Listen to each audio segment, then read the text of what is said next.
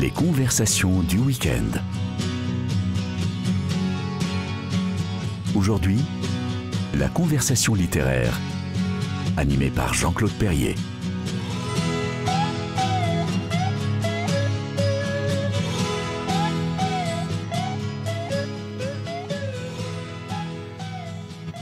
Bonjour à tous les éditeurs de KTO. Bienvenue dans cette rentrée littéraire qui nous présente un certain nombre de richesses, parmi lesquelles il est bien difficile de faire un choix. Mais pour cette conversation littéraire d'octobre, nous avons la chance de profiter du passage à Paris de Paolo Rumis, écrivain voyageur, j'allais dire tout le temps sur les routes, même chez lui en Italie. Paolo Rumis, bonjour. Bonjour. Merci d'avoir accepté l'invitation de KTO. Paolo, le prétexte, si j'ose dire, de votre venue aujourd'hui, c'est la sortie d'un nouveau livre qui s'appelle « Une voix sortie des profondeurs ». C'est toujours chez Artaud. On va en parler évidemment tout à l'heure, mais sans vouloir tout dévoiler. C'est donc une remontée de l'Italie, de la Sicile au Frioul, donc à contresens d'une certaine façon, à travers un prisme très particulier qui est l'aspect volcanique de l'Italie, de la Sicile au Frioul. On pourrait dire tellurique. Voilà, un livre tellurique consacré à l'Italie, dont vous êtes un des rares. Je crois qu'une première fois quand on s'était vu, vous me disiez finalement les Italiens connaissent assez mal leur pays. Vous allez finir par le connaître dans le moindre recoin. Je crois que tout ça est vrai aussi pour les Allemands, pour les Français, pour les Espagnols. Les Français, j'ai vu, connaissent mieux certaines îles océaniques, mieux que l'Allemagne, par exemple. Donc l'Europe, il faut encore la faire. Et moi, je suis un partisan de l'Europe. Ah oui, vous êtes même un grand défenseur de l'Europe. Donc l'Europe, l'Union européenne qu'on voit aujourd'hui, c'est pas ce que je désire pour l'Europe, mais tout de même, je l'aime. Je l'aime fort. Oui. Je l'aime sa terre, je l'aime ses chansons, ses fleuves, ses montagnes, ses plaines, ses traditions. Vous lui avez consacré un livre d'ailleurs qui était à l'origine un long poème. Oui, un poème qui s'appelle Chant pour Europe, Canto per Europa, qui nous rappelle que Europa était une migrante d'il y a peut-être 3000 ans, que dans les mythes, Jupiter a enlevé du Liban et contre sa volonté, il a porté en Occident. Et là, cette jeune femme belle, avec laquelle il couche, crée une génération d'hommes et crée les Européens. Ça dans les mythes, naturellement.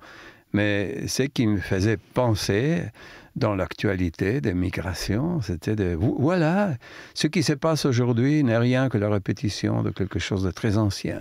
Oui, c'est aussi une de vos spécialités. Vous avez une formation classique, le latin, grec, vous êtes aussi très, très historien, très géographe, et vous êtes un des auteurs qui puise le plus son inspiration dans les mythes antiques gréco-romains.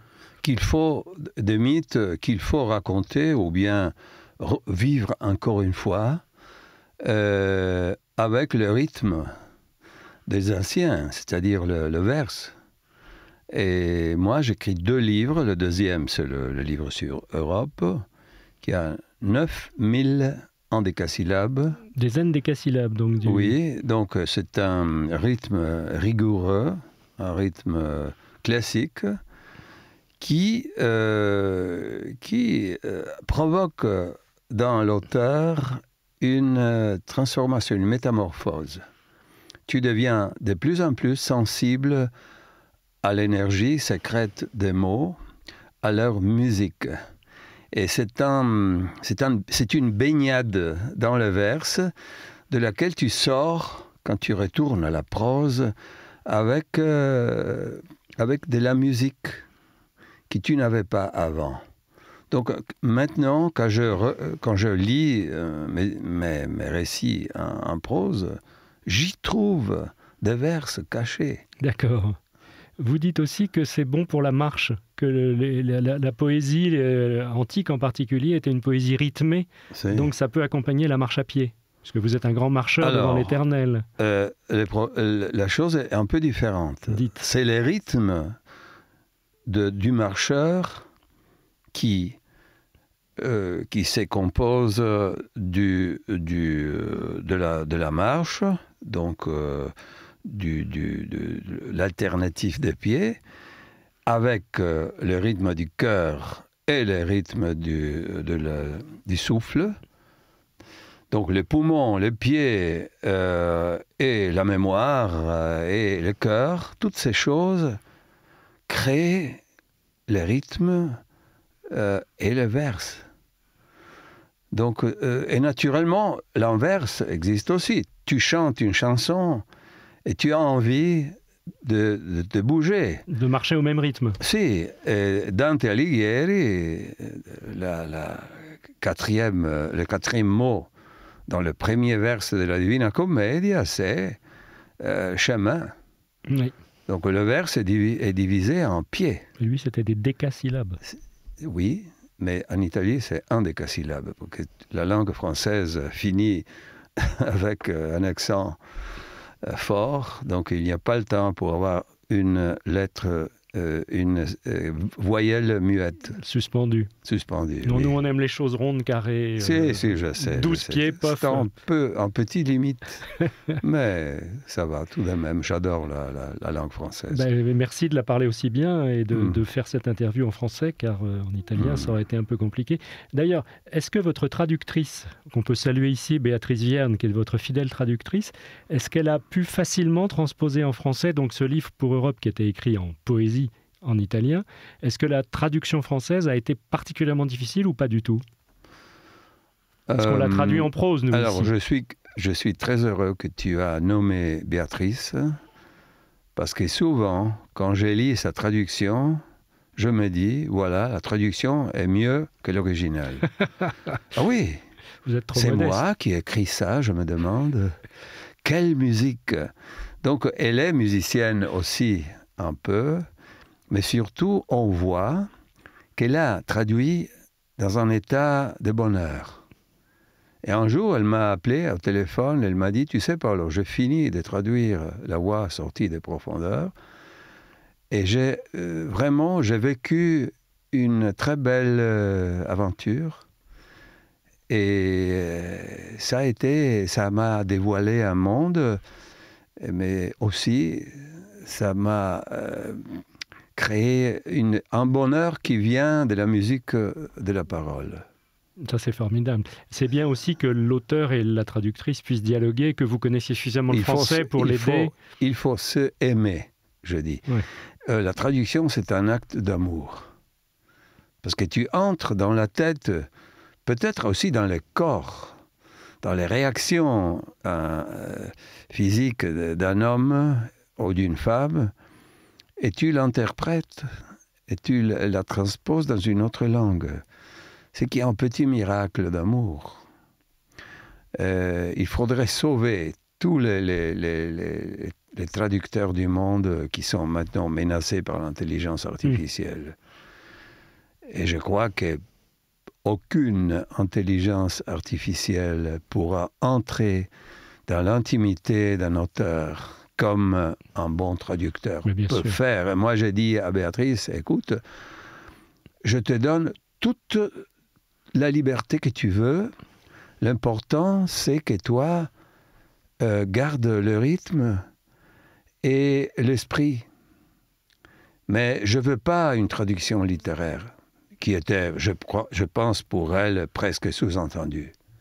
Oui, elle s'adapte à chaque fois, évidemment. Oui. Et bon, vous connaissez tellement depuis qu'elle traduit vos livres que mais quelle surprise de se relire dans une autre langue. Oui, ça doit faire effectivement une autre langue qu'on comprend, parce que se relire dans une langue qu'on ne connaît pas, ça n'a aucun intérêt. Ça m'arrive la même chose avec l'allemand, avec l'espagnol, surtout l'espagnol. Parlons-en, tiens, parce que je crois que vous revenez d'Argentine. Vous pouvez nous raconter le pourquoi du comment et qu'est-ce que c'est que cette histoire argentine? Alors, l'occasion était musicale. Moi, j'habite entre Trieste et la Slovénie, dans un endroit très proche de la frontière. Donc tout au nord-est de l'Italie. Si, tout au nord-est de l'Italie. Et j'ai connu des accordéonistes géniaux, qui sont de âme slave, même s'ils habitent en Italie, donc dans cet endroit. Oui, parce que Trieste, pour ceux qui ne connaîtraient pas, c'est à la limite, effectivement. On n'est pas loin de la Mitteleuropa, on est l'Autriche-Hongrie autrefois, et nous etc. avons beaucoup de gens de langue maternelle slovène, ils parlent très bien italien, donc je peux communiquer avec eux. Mais d'un côté et l'autre de la frontière, il y a des musiciens de âme slave et qui ont eu l'occasion unique de jouer du tango avec le plus grand des bandoneonistes mondiaux, qui s'appelle Rodolfo Medeiros, que j'ai eu l'occasion d'écouter en restant frappé de la puissance de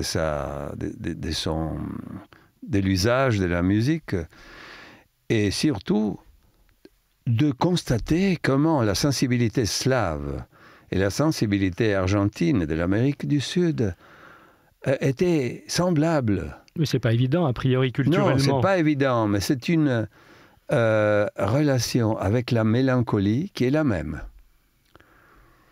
Et qui n'a rien à faire avec le bonheur qu'ils ont dans le cœur. Ils savent s'amuser, ils savent rire. Mais dans les moments qu'ils entrent dans la musique, et surtout dans les tangos, qui est un catalyseur formidable de la tristesse, ils jouent la mélancolie, comme les Argentins. Donc il y a eu une alliance entre les deux, et les Argentins étaient tellement satisfaits du résultat de la musique de mes amis slaves qu'il a dit « Venez, dans un mois, venez à Buenos Aires à ouvrir, à jouer l'ouverture du Festival mondial du tango. » Chic. Et les autres m'ont dit « Viens avec nous. » Voilà, vous avez été embarqué dans l'aventure. Je suis embarqué dans l'aventure, et là, j'ai accepté d'y aller parce que mon père est né en Argentine. Voilà, vous avez une histoire avec C'était la première fois que vous y alliez? La première fois. D'accord, oui. donc ça tombait bien puisque vous avez cette histoire. Alors j'ai redécouvert mes racines avec un fil rouge musical, plein de mélancolie. Donc je pleurais tout le temps. Je pleurais tout le temps. Et quand j'y pense, je pleure encore. À la rentrée, au retour de ce voyage, il me suffisait d'entendre une chanson argentine pour pleurer. Mais c'était pas tristesse, c'était pas douleur, non, c'était la douce mélancolie. La saudade. Saudade, oui. Mais tu sais, il y a un mot ibérique qui est saudage, mais il y a un mot balkanique qui est sevda, qui ont la même racine. Et la sevda est arrivée à travers l'Espagne, et le Portugal est arrivé en Amérique du Sud. Donc, il y a quelque chose de balkanique, ils ne le savent pas, qui est arrivé au-delà de l'océan. C'est la force de la musique. Mais dites donc, à force d'avoir des racines un peu partout, vous êtes un mille-pattes, vous, parce que vous parlez, donc, vous êtes évidemment de Trieste, italien. Ce père dont vous allez nous parler, à moitié latino, et puis vous avez l'autre côté de votre famille, Roumiz. Vous vous rappelez sans arrêt que Roumiz, Roumélie, ça vient de l'Europe de l'Est, en Roumanie actuelle, c'est ça? Bulgarie, Roumanie? Peut-être. Voilà. Mais les Turcs appelaient Roumeli ceux qui habitaient dans l'Empire turc côté européen, le côté romain. C'est ça. Voilà, qui n'ont rien à faire avec les Roms, les Romis, qui sont des Tziganes, qui viennent de l'Inde. Qui viennent de l'Inde, oui, à l'origine. De l'Uttar Pradesh, même. C'est... Alors, ce voyage en Argentine, où vous avez retrouvé les traces de votre père, d'une certaine façon. C'était quoi l'idée? — Alors, j'ai vu le lieu où il est né. je retrouvais toute l'épopée de cette famille, parce que mon grand-père est parti, a dû partir à cause de la faim, à cause de la misère. Ils étaient misérables dans la famille, et on ne pouvait pas les nourrir, et alors on l'a pris. Et on l'a consigné à un couple qui partait vers l'Argentine du port de Le Havre. Voilà, alors le gamin, il a 8 ans, Oui. et ses parents le mettent dans un bateau au Oui. Havre, Tout seul, avec 1000 migrants, dans un grand bateau voile. sous la surveillance d'une vague famille. Oui, il traverse dans un voyage infini. Il arrive, il fait une quarantaine de 40 jours, et à la fin, il commence immédiatement à travailler. Ça se passe à quelle époque, ça? La traversée 1887. Il était né donc en 1879, si je compte bien. Oui, exactement. D'accord. Et alors, donc, il arrive, et puis on lui dit, maintenant, tu vas gagner ta croûte. Il a travaillé comme un fou. Il est devenu un professionniste il construisait des bâtiments. Il a commencé à construire le premier gratte-ciel. Il a gagné de l'argent et après, il a eu des enfants avec une autre italienne.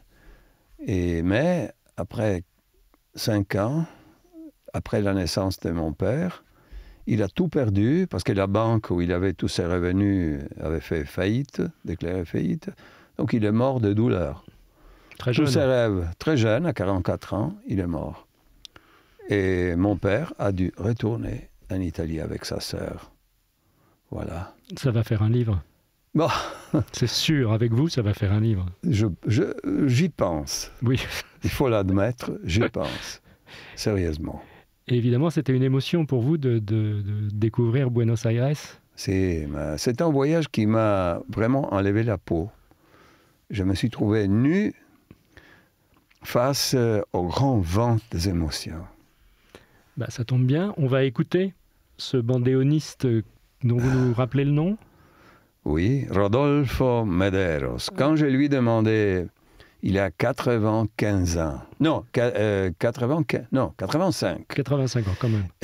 Il jouait vraiment magnifiquement.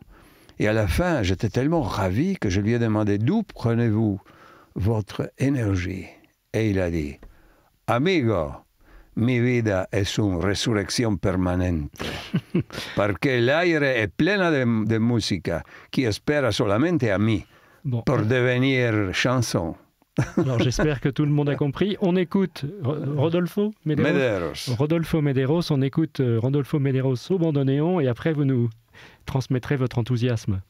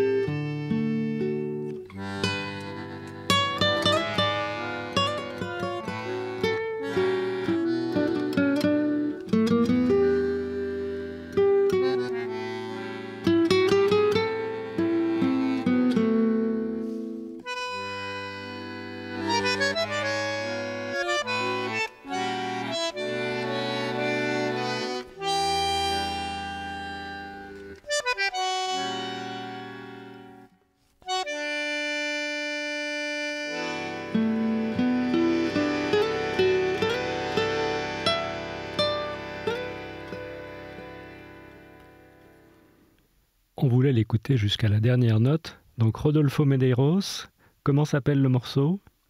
C'est l'histoire d'une femme qui a... Les mots Juste le sont titre. détestables. Juste le titre. Je dois les dire. Alors, les Vas-y. titres, c'est Nunca tuvo novio. Voilà, Nunca, Tu t'es pas marié. tu t'es Ça pas veut- marié. Retour avec Paolo Romis, vous l'aurez compris, donc pour une voix profonde, non, pardon, une voix sortie des profondeurs, c'est une voix profonde aussi. La musique, évidemment, très importante dans votre parcours. Je pensais, en écoutant cette musique argentine, je pensais à votre propre expérience musicale. Je me souviens, et européenne, quand vous accompagniez l'orchestre des jeunes Européens. Ça a été une expérience très importante pour vous, très symbolique aussi, très forte. Vous pouvez nous en dire un mot ? Bah oui, 5 ans, j'ai collaboré avec un orchestre de jeunes Européens, un orchestre symphonique. D'à peu près toutes les nationalités. Oui, il y avait des gens qui venaient de l'Angleterre à la Russie, et des Balkans à l'Espagne, naturellement, l'Italie, Allemagne, Autriche. C'était un symbole de l'unité européenne. Et c'était toujours... Alors oui, il faut dire que j'étais avec eux pour lire des pièces que j'écrivais sur l'Europe. Du voyage. Par exemple, l'Europe des guerres, l'Europe des trains. Des Moi, gares, oui, je j'adore me les souviens, trains. oui. L'Europe des routes, l'Europe des migrations. Bon, chaque année, un thème différent. Un thème différent, merci.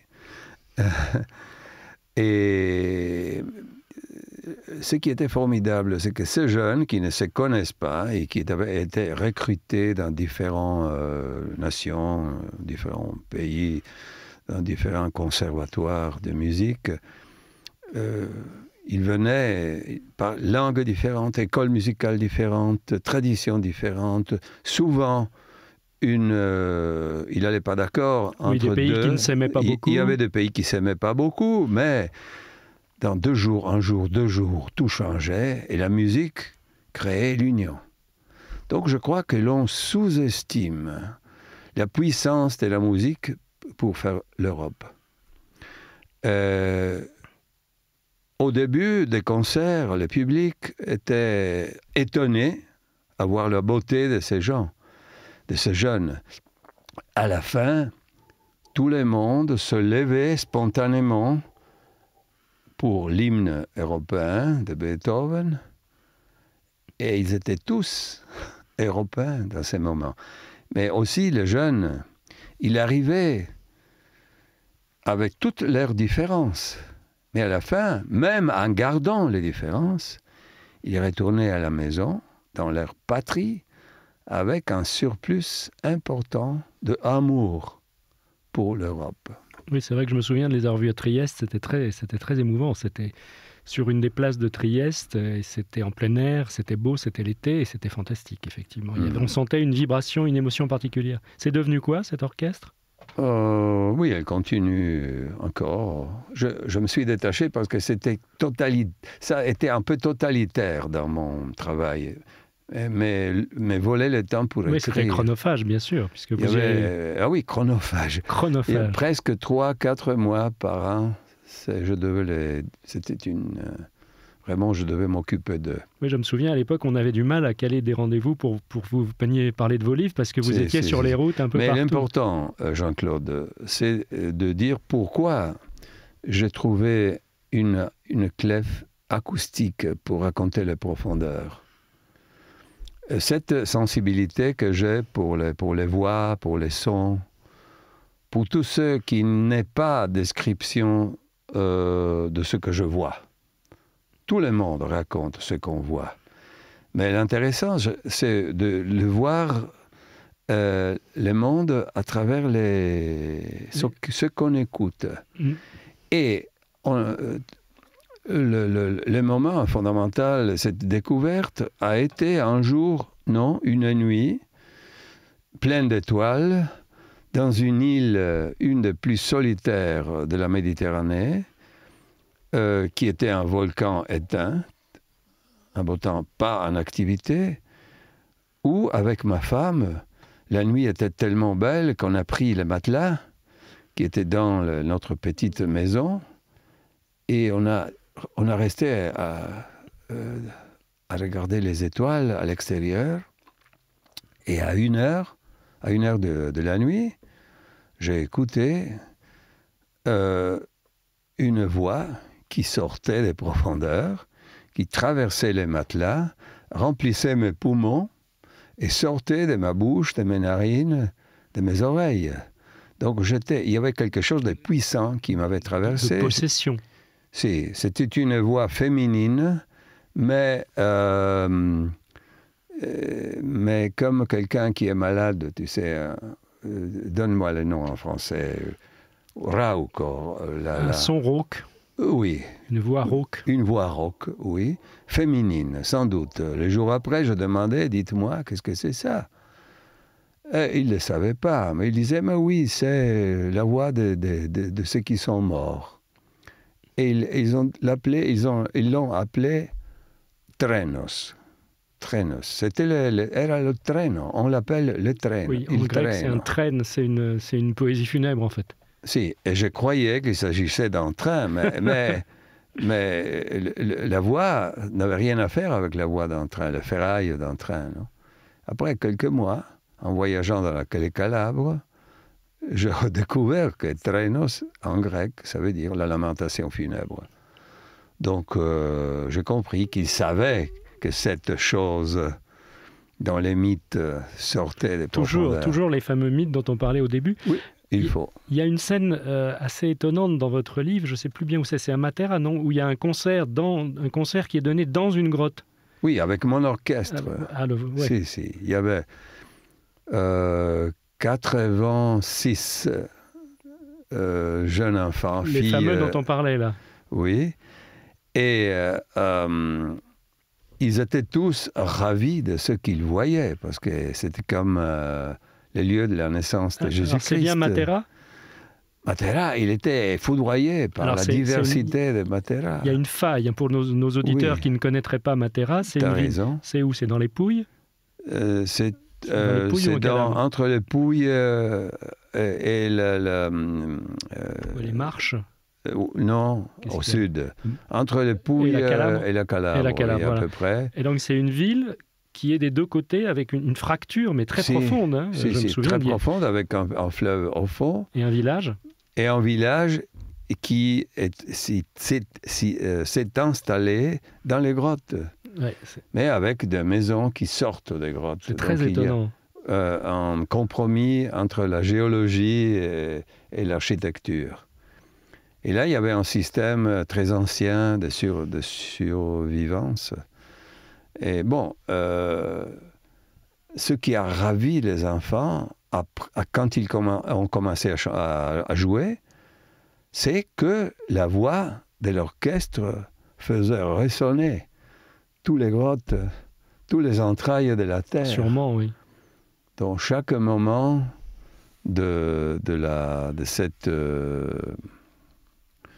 pièce musicale qui parlait des planètes, avait une réponse qui ne venait pas du ciel, mais qui venait des profondeurs. Ça doit faire penser un peu à une cathédrale avec l'orgue, etc. Avec une puissance et une profondeur. Mais tu sais, les anciens moines qui venaient de l'Égypte ont choisi l'Italie parce qu'elle était pleine de grottes. Et dans les grottes, leur voix, quand ils chantaient leurs hymnes, résonnait d'une façon fabuleuse. Donc, faisait penser au-delà, à l'autre monde. Et dans les grottes, l'eau, les gouttes de l'eau qui tombaient du toit de la grotte, c'était le symbole de la pureté de l'eau sainte. Et aussi, c'était un lieu bon pour être habité parce qu'il faisait chaud en hiver. Et frais en été. Et frais en été. Il faut dire en plus que vous êtes un spécialiste des monastères, puisque vous avez publié un livre qui s'appelle Le fil infini, qu'on a publié, Le fil sans fin, pardon, qui est sorti ici en 2023, où vous avez fait une espèce de, j'allais dire de pèlerinage, mais oui, c'est un pèlerinage à travers les monastères franciscains d'Europe, c'est ça? Oui. J'ai bon? C'est bien ça. franciscain, parce que je me trompe toujours. C'est un fil réellement sans fin, parce que je viens de terminer une deuxième édition avec de nouveaux monastères. Ah, vous avez rajouté l'Irlande? Ah oui, parce que je les trouve partout. S'il y a quelque chose qui donne l'identité à l'Europe, ce sont les monastères qui ont commencé à être... ils sont réellement explosés entre le 7e siècle et le 11e, avec des moments plus, disons, plus forts. Oui, de construction, plus ou moins. Oui, il y a des moments de pause, mais il y a vraiment l'identité européenne, c'est une identité qui a beaucoup à faire, je voudrais dire, pas avec la religion, mais avec une pensée qui aime joindre le travail de la terre et la pensée... La spiritualité. La spiritualité, voilà. Donc, la grande découverte de Saint Benoît, c'est que, aussi, l'outeille avec laquelle tu pioches la terre, qui s'appelle... La pioche. La pioche, oui, est sacrée exactement comme l'ostensoir. Donc, tous les deux ont une grande dignité. Ça vous a beaucoup plu. Pourquoi vous aviez choisi les franciscains? Vous auriez pu prendre effectivement les bénédictins. Non, les bénédictins. Ah bah je me trompe à chaque fois, voilà. Les bénédictins. Parce qu'ils étaient les premiers. D'accord. Et ils sont partis des grottes. Ils aussi. Donc il y a un lien entre ces livres et les livres sur le monastère. Souvent, j'ai l'impression... Il y a un lien entre tous vos livres, de toute façon. Moi, j'ai écrit presque 40 livres. Ouais. Mais j'ai l'impression d'avoir écrit un livre seulement. Tous ces livres ensemble forment une pensée européenne. Oui, on retrouve des thèmes chez vous. Effectivement, on parlait tout à l'heure de la mythologie gréco-romaine, l'histoire, la géographie, et l'Europe, qui est votre axe central, la grande cause de votre vie, on peut dire. Si. Mais aussi cette idée qu'il faut raconter le monde à travers les voix. La clé acoustique est très importante, et j'aimerais te raconter, si tu veux, après, mon voyage à Jérusalem. Oui, bien sûr, avec plaisir. Un voyage de terre, parti de l'Italie jusqu'à Jérusalem, qui a eu une clé très intéressante au point de vue acoustique. Alors, c'est amusant parce que quand on essaie de caractériser les écrivains, on dit toujours, lui, c'est un écrivain visuel, lui, c'est un écrivain, je sais pas quoi, du goût, etc. Vous êtes un acoustique. C'est assez étonnant. Alors, bien, ça ne veut pas dire que vous ne décrivez pas, mais il y a toujours le son est prépondérant. Et puis, vous assumez aussi un côté physique. Vous dites par plaisanterie que vous n'êtes pas un intellectuel, mais il y a un côté très physique dans votre démarche, dans votre rapport au voyage et dans votre écriture. Mais un des plus grands moines bénédictins, un Allemand qui s'est appelé, parce qu'il est mort il y a 2 ans, Notker Wolf, m'avait dit, si j'avais pas vu avec mes yeux, quand j'étais petit, la lumière qu'il y avait dans une église, et cette lumière avec le chant qu'on faisait m'a tellement émotionné à travers le sens de ma vie. Donc, il disait, l'invisible passe à travers la perception physique. Il est très important. Et je pense que ça arrive aussi quand on couche avec une femme. Tu entres dans une femme, mais tu te reconnais et tu la reconnais. Et si quelqu'un dit la poésie ne m'intéresse pas, je dis c'est comme dire que aimer une femme ne m'intéresse pas. Parce que la poésie, qui est quelque chose de sublime, qui tente de voir ce qu'il y a au-delà de la matière, on le vit exactement de la même façon quand on aime une femme ou un homme, quand le couple se forme.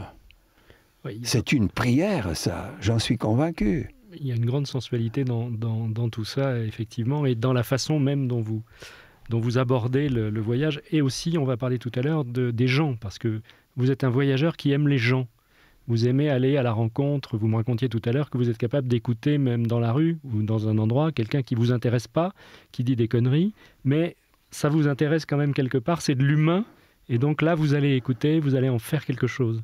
Oui, je dois admettre, je ne lis pas beaucoup de livres, mais j'écoute tout le temps. Mes oreilles sont toujours en alerte. Plus que les yeux. Plus que les yeux. Quand tu veux, je peux parler de Jérusalem, mais aussi j'aimerais parler du rapport entre la France et l'Allemagne. Eh ben, ça tombe très bien. On va commencer par écouter votre deuxième choix musical, qui est donc une chanson de Barbara, Göttingen, que tout le monde connaît, qui est sur la réconciliation franco-allemande. Et puis après, vous nous parlerez de ça très volontiers. On écoute Göttingen, Barbara. Bien sûr, ce n'est pas la Seine, ce n'est pas le bois de Vincennes, mais c'est bien joli tout de même. À Göttingen, pas de quai et pas de rengaine, qui se lamentent et qui se traînent, mais l'amour y fleurit quand même. À Göttingen, ils savent mieux que nous, je pense, l'histoire de nos rois de France, Hermann, Peter, Helga et Hans.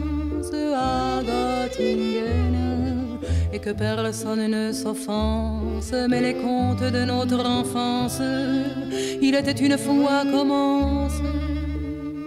À Göttingen, bien sûr, nous avons la Seine, et puis notre bois de Vincennes. Mais Dieu que les roses sont belles. À Göttingen, nous avons nos matins blêmes et lampes grises de Verlaine. C'est la mélancolie même. À Göttingen, quand ils ne savent rien nous dire, ils restent là nous sourire. Mais nous les comprenons quand même, les enfants blonds de Göttingen. Et tant pis pour ceux qui s'étonnent et que les autres me pardonnent. Mais les enfants, ce sont les mêmes à Paris ou à Göttingen. Au fait que jamais ne revienne le temps du sang et de la haine. Car il y a des gens que j'aime à Göttingen. Et lorsque sonnerait l'alarme, s'il fallait reprendre les armes, mon cœur verserait une larme pour Göttingen, pour Göttingen. La,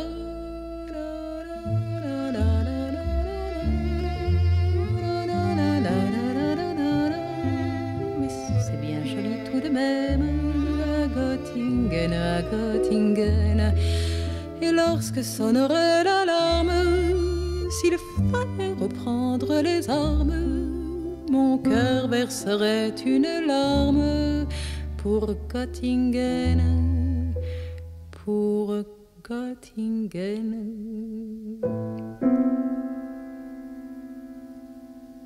L'immense Barbara, chantant Göttingen, donc dans les années 60, quelque chose comme ça, au moment où la France et l'Allemagne commençaient à se reparler après le traumatisme de la guerre. Paolo Rumiz, retour donc dans cette conversation littéraire à propos d'une voix sortie des profondeurs, mais avec vous, il y a tellement de voix qui sortent de tellement de profondeurs, donc vous vouliez nous parler de cette relation, ce lien entre la France et l'Allemagne. Oui, je voulais partir de cette chanson que j'ai adorée, que je ne connaissais pas, que j'ai redécouvert il y a 2 ans, je pense. Je ne connaissais pas ça.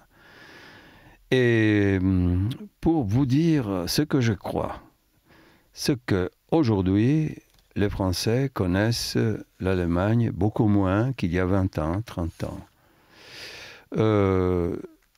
Il y a 1 an que j'ai présenté à le 5, il y avait à l'émission 5 mon livre sur l'Europe pour une émission qu'on a fait dans la bibliothèque de Strasbourg. Ah oui. Sur l'Europe. bien, j'étais le seul étranger. L'émission durait 3 heures. Il n'y avait pas d'Allemand. Et l'Allemagne était à 2 kilomètres de distance, au-delà du Rhin.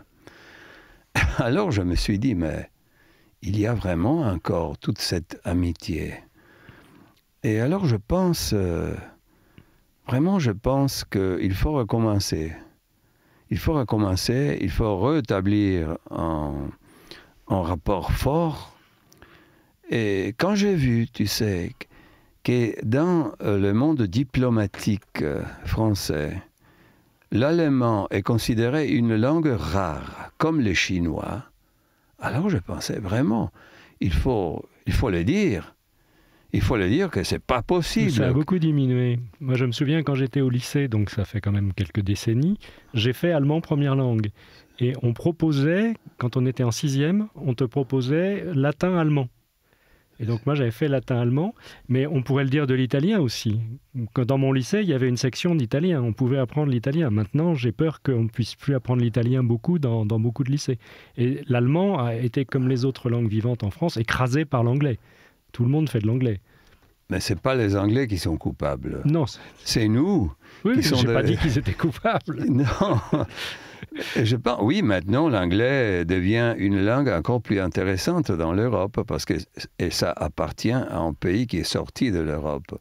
Donc, on ne peut pas dire qu'il y a une hégémonie d'un pays sur les autres. L'anglais devient une langue neutre. Oui, sauf que c'est pas sûr que ce soit vraiment de l'anglais, mais c'est un autre débat. Donc, vous vouliez nous parler de Jérusalem, ce voyage à Jérusalem, ça m'intéresse. Je ne savais pas ça. Oui, exactement comme dans les livres de La Voix sortie des profondeurs, j'ai réalisé cette importance de l'acoustique dans mon voyage de l'Italie, à travers les Balkans, la Turquie et la Syrie, jusqu'à Jérusalem. Un voyage qui a duré 2 mois, qui a rencontré beaucoup de communautés, aussi islamiques et aussi juives, émotionnelles énormément. J'y ai écrit un livre, et après avoir écrit les livres, je réalisais que je n'avais rien compris, parce que j'avais décrit les choses que j'avais vues, mais les fils rouges étaient acoustiques. D'accord.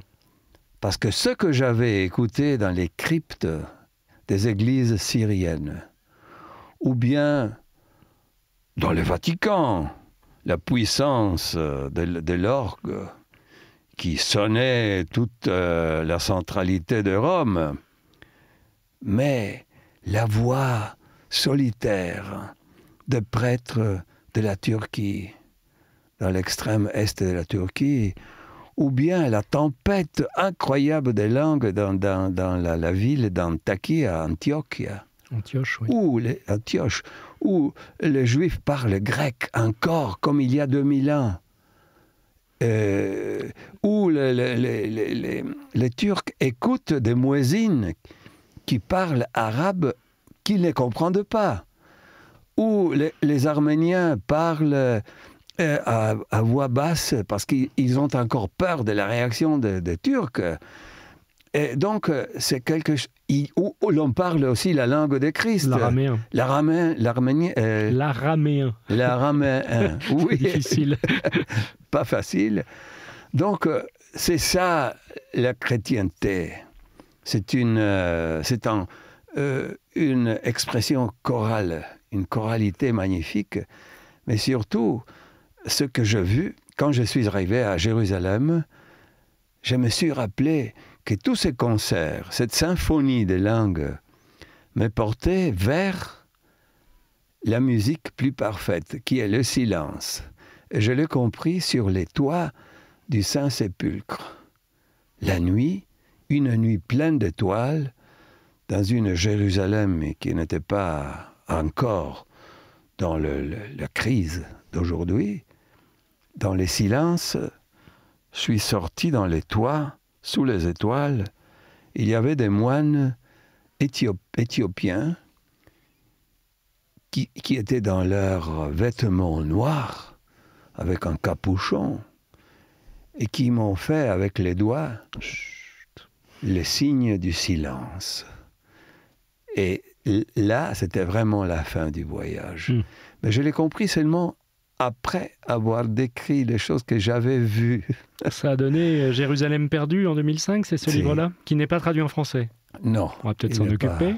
Ça serait bien. Ah, il y en a beaucoup. Mais oui, livres. C'est ce que je regardais en feuilletant votre... Tu peux traduire mes livres jusqu'à 2030. Mais on en est très content. Je saisis au passage, vous parliez du Vatican tout à l'heure. Je crois que vous avez connu le pape François. Vous vouliez nous en parler. Vous l'avez plutôt bien connu. Alors, il était né en Argentine, oui, des immigrants italiens, exactement comme mon père. Exactement. Et il m'a invité au Vatican parce qu'il avait lu le livre sur le bénédictin. Oui. Il m'était sympa. Mais quand je l'ai vu physiquement, il m'a pris la main. Avec deux mains, pas seulement avec la droite, mais aussi avec la gauche. Deux mains grandes, deux mains de paysans, des joueurs de basket. Il m'a pris la main et il m'a regardé, il m'a dit des mots, mais j'ai immédiatement vu qu'il y avait un courant physique, spirituel, mais qui passait à travers les corps. Et je me suis dit, voilà, Wojtyła, c'était un homme qu'on voyait. Jean-Paul II. L'autre, l'allemand, Ratzinger, c'était un pape qu'on écoutait. François, c'était un pape qu'on devait toucher. Vraiment, le rapport était sensuel. Et je lui racontais des choses très intimes. Je lui ai dit que j'étais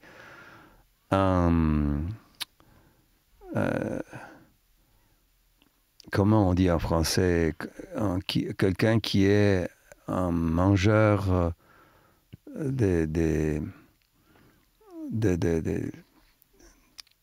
c'est lui qui est contre le prêtre et qui les mange. Ah oui, un bouffeur de curé. Un bouffeur de curé, bouffeur de oui. curé avec des guillemets, c'est ce qu'on disait au 19e siècle. Je suis un bouffeur de curé. Et alors il a répondu, tu sais qu'est-ce qu'il a répondu? Bon appétit. Continuez comme ça, parce que je suis le premier des mangeurs de curé. Il était un peu décoiffant, effectivement. Et tout le monde était étonné. Mais à la fin de cette rencontre, je lui ai dit, mais je vous prie, reposez-vous de temps en temps, parce que votre bataille est dure. Vous déstructurez l'Église. Maintenant, il faut penser à la reconstruire. Et il a répondu, se reposer? La vie est faite pour être brûlée. Il faut faire tout maintenant et il y aura du temps pour se reposer après. Tu ne peux pas imaginer.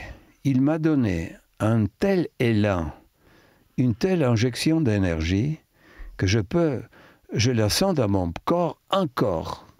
Depuis ce moment, mon énergie a doublé. C'est formidable. Oui. C'est comme quelqu'un qui traîne une équipe de football. La même chose. Oui, je comprends. Ça arrive, vous prêchez un converti, si j'ose dire, ça m'arrive en Inde. Il y a une telle énergie, d'abord dans le pays lui-même, il y a une énergie tellurique, on en parlait tout à l'heure. Quand on arrive en Inde, moi je sens, rien que le pied posé sur le sol indien, je sens toute cette énergie, tout ce milliard et demi d'habitants, toute cette énergie, toute cette spiritualité, toutes ces ondes, toute cette musique, puisque vous qui êtes un acoustique. Et c'est vrai qu'on sent physiquement ça. On ressent physiquement ça. C'est vrai. C'est assez étonnant. Le temps file à toute vitesse avec vous. Est-ce que vous pouvez nous parler de quelques projets de livres à venir, par exemple? Puisque les lecteurs français n'ont qu'une partie de la production de Paolo Rumiz, mais on essaye de suivre, step by step, ce que vous faites. Puisque je suis désormais en vieux, j'ai 60, presque 18, oui. Je suis pressé de faire des choses avant le départ, vers quelque part, je ne sais pas. J'ai tellement de projets. Il y a un projet, 2, 3 projets chaque an. Donc, ma vie n'est pas suffisante pour écrire tout ce que je veux. Dans le futur, il y a peut-être un livre sur l'Argentine, le fameux... sur l'émotion que l'Argentine m'a provoquée. Oui, un livre intime, donc, sur cette... Aussi l'énergie votre histoire, que j'ai vécue là. Un livre sur la famille des cafetiers. Ah oui, on en avait parlé de ça. Illy. I2LY, Oui. qui est donc une famille fameuse en Italie, on voit tout partout des tasses et des soucoupes, etc. Et c'est une histoire extraordinaire. On en avait parlé une fois déjà. Vous y songez depuis longtemps à ça? Si. Et je déplace tout le temps le moment où je l'écris parce qu'il y a toujours quelque chose de plus urgent. Bien sûr. Et après, il y a un grand roman qui est déjà complètement écrit dans ma tête. Il y a une stratification de cartes, de pièces que j'ai écrites où il y a déjà tout. Donc, il me faut me trouver la calme nécessaire pour écrire, faire moins de conférences, moins d'entretiens à la radio. Moins d'interviews à la radio. Non, pas de blague. Non, ne sacrifiez pas les interviews à la radio. Mais un roman, ce serait nouveau. Vous n'avez jamais écrit de roman jusqu'à présent. C'est un défi que je veux accepter. Je ne sais pas le résultat, mais je le sens très fort. D'accord. Je le sens très fort. Donc ça sera peut-être la priorité. Alors, une histoire d'amour, forcément, très étrange, où il y a un Allemand, un vieux Allemand, qui a une femme malade. Il s'occupe d'elle 11 mois par an, mais il veut avoir 1 mois de liberté chaque année pour se dédier à la recherche d'un mystère. Et il est un grand chercheur d'histoire et il découvre pas à pas la vérité sur cette histoire d'amour. D'accord. C'est bien, c'est typiquement pas lourd. On suppose qu'il va voyager pendant ce mois, qu'il va rencontrer des gens, etc. D'accord. C'est une histoire qui se joue, européenne, qui se joue entre l'Allemagne, la France et l'Espagne. Bien sûr. Et le nord de l'Afrique, la Kabylie. La Kabylie. Pourquoi la Kabylie ? Ah, parce que c'est un lieu mythique que j'ai jamais vu, donc il faut que j'y aille. On en rêve, oui. Moi pour les ruines romaines, vous pour les gens, les villages, le désert, etc., etc. Ben, on a hâte de lire tout ça. Alors on est très partagé parce qu'en même temps, on aime vous avoir ici en France, vous rencontrer, vous faire raconter toutes ces histoires extraordinaires, et en même temps, on vous souhaite de rester chez vous en Slovénie, dans votre ferme, et d'être enfermé et d'écrire toute la journée. Exactement. Merci d'avoir reconnu la vie tout ça. Est un combat. La vie est un combat. Et c'est vrai que vous êtes au cœur des choses, là, encore une fois, entre l'Italie, la Slovénie, donc cette Europe de l'Est, ex-Europe de l'Est. Et l'Argentine. L'Argentine, pas loin de l'Allemagne et de ce monde germanique oui, le monde slave. Le monde slave. La Russie, voilà. Combien de choses. Trieste est le cœur du monde. On va vous remercier, Paolo Rumiz. Je rappelle le titre de votre livre, c'est « Une voix sortie des profondeurs », c'est chez Artaud.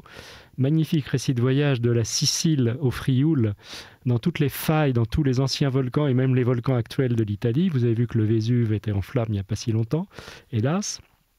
Donc je vous invite à le lire et je vous donne rendez-vous le mois prochain pour une nouvelle conversation littéraire du week-end. Merci, Paolo Rumiz. Les conversations du week-end. Aujourd'hui, la conversation littéraire, animée par Jean-Claude Perrier.